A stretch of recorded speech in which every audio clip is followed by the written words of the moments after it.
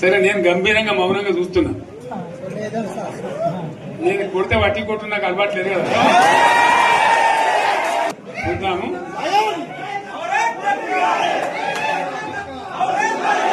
నాకు కానీ అన్నట్టుగా నేను చూస్తా ఉన్నా. కానీ మనోళ్ళందరూ కూడా ప్రతిపాదిస్తుంది ఏంటంటే, ఒక సంవత్సరం జరిగిపోయింది, సంగమేశ్వర ఆన్నే పన్నది, బసవేశ్వర ఆన్నే పన్నది, పాలమూరు ఉత్పత్తుల పథకం ఆన్నే పన్నది, కాళేశ్వరం అట్లనే పెడుతున్నారు.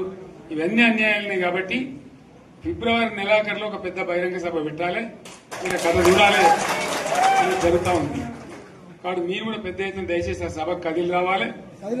కదా దూరమే ఉండదు. ఆ రకంగా తెలంగాణ శక్తి ఏందో మరొకసారి చూపించి వీళ్ళ మెడలు వంచి ఇప్పుడు సాధించాలి. భవిష్యత్తు కోసం కూడా కొట్టాడకు మనం సిద్ధంగా ఉండాలని తెలియజేసుకుంటూ, పరమేశ్వర్ గారికి అంతటి లోకమంత్రం ఇది. కోటి రూపాయల భూమి ఇప్పుడు 50 లక్షల కాకపోలేదు.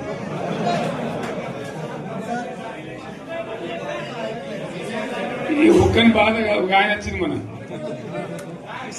ఒక ఆయన ఒక 10 మంది వచ్చారు హైదరాబాద్కి. అందులోకి 2 ముస్లిం సోదరులు వచ్చారు. साहब सो तबाह हो गया, इफलासी मुफलासी बच्चों क्या दबे होगा. तुम्हारा क्या हुआ बहन, तुम्हारा क्या हुआ, तुम हैदराबाद में तुम लोग हैं. मेरा कारोबार है साहब, मेरा छोटा मोटा कारोबार है, होटल भी है. 70% गिर गया. हर कोई पूछ रहे, हर कोई केसीआर को याद कर रहे सामान. వాళ్ళు మాట్లాడుతున్నారు. ఎక్కడ ప్రతి ఒక్కరు భూముల ధరలు పోయినాయి, మన్ను పోయినాయి, మసాలా అన్ని పోయినాయి. ఎంత మంచిగా 4 ఎకరాల రైతు నేను 4 కోట్ల ఆశాగా అనుకుంటుండే. అంత ధీమా ఉంది, ఎంత బాగుంటే. హైదరాబాద్ నుంచి అడిగితే కూడా వచ్చి మనం ఇవ్వకపోదాం భూములు, డిమాండ్ పెరగానని. అంత బ్రహ్మాండంగా మారుమూల ప్రాంతంలో కూడా 40 లక్షలు 50 లక్షలు ఎకరానికి ఉండే. అటువంటిది సగానికి సగం పడిపోయి మొత్తం నాశనం చేశారు. వీళ్ళు ఇట్లే వదిలిపెడితే ఇంకింత నాశనం అవుతుంది. కాబట్టి మనం కొట్లాడాల్సిందే. నేను ఇంకొక మాట మీకు చెప్తా. ఎలక్షన్లలో నేను మస్తుగా చూసిన 50 ఏళ్లలో పార్టీలు గెలితే ఓడతాయి.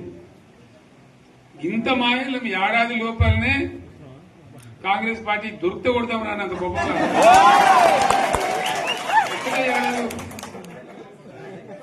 ఇంకా వాళ్ళ పొంద తెలివికి నిన్న వారి పార్టీడే మంది పెట్టలు అదేందో పోలింగ్ పెట్టిన వాడు చూసిరా మీరు. ఆ పోలింగ్ పెడితే 70% మనకు వచ్చింది, 30% మనకి. వాడు పెట్టింది మనం పెట్టింది కాదు. 75 ఇది పరిస్థితి. అదే నేను ఏమంటున్నా అంటే, ఫామ్ హౌస్ అంటే ఏముంటది, వారి ఉంటది, మాకు ఉంటది, అల్లం ఉంటది. కాంగ్రెస్ వాళ్ళు ఎంత మనిషి చేస్తే పారబడి తవ్వచ్చు కూడా లంగత. దీన్ని ఫామ్ హౌస్ అని మనం బదనాం చేసి అంతే కదా. నేను ఏమంటున్నా అంటే, అన్ని మబ్బులు విడిపోయినట్టు ప్రజలకు అన్ని తెలిసిపోతున్నాయి. మంచి ఏంది, చెడ్డ ఏంది, ఏం జరిగింది అన్ని ఇంకా ఘోరమైందని చెప్తున్నా. వీళ్ళ తెలియదక్కతనానికి ఏమైంది, నిన్న మొన్న రిపోర్ట్ వచ్చింది. Comptroller and auditor general of India అని కాగ్ అంటారు దాన్ని. కాగ్ రిపోర్ట్ వచ్చింది.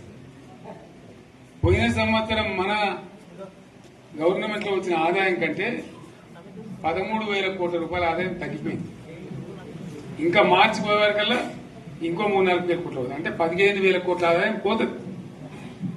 మన గవర్నమెంట్ ఉన్నప్పుడు ప్రతి ఏడాది 15,000 కోట్లు పెంచుకుంటూ పోయింది, చెప్పేసుకుంటూ పోయింది. ఏడాది 10 నుంచి 15,000 కోట్ల ఆదాయం పెరిగేది మన టైంలో. అంత జాగ్రత్తగా మనం వ్యవహారం చేస్తాం. ఇలా ఉల్టా 15,000 కోట్లు పడిపోయింది. ఇంకా వాడేమిస్తాడుగా, ఇంకో ఇస్తారా? ఇంకో 4-5 నెలలైతే జీతాలే కష్టమైంది ఉంటుంది. అందరు పెండింగ్ పెట్టి రిటైర్ అయిన దొరుకుతలు పైసలు మీరు చూస్తారు కదా పేపర్లలో. సో ఆ విధంగా రాష్ట్ర ఆర్థిక పరిస్థితిని కూడా దివాలా తీయించారు. ఇవాళనేం కాదు, 100కు 100% ఇప్పటికే ప్రజల నిర్ణయానికి వచ్చారు. డెఫినెట్ గా రాబోయే గవర్నమెంట్ మనదే అని అనుమానం కూడా అవసరం లేదు.